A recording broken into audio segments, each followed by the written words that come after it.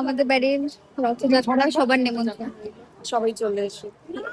As usual তোমাদের যেরকমটা বলেছিলাম আমার ননদের বাড়ির রথযাত্রার পুজোর কথা, আমি তোমাদের সাথে এই পুজোর ভিডিও প্রতি বছরই শেয়ার করি। আর এখানে সত্যি বলতে আলাদাই মজা হয়। আর এই পুচকে সদস্যটা এই বছর প্রথমবার এখানে এসেছিল। চলো তোমাদের সবাইকে জগন্নাথ দেবের দর্শন করিয়ে দিই আগে।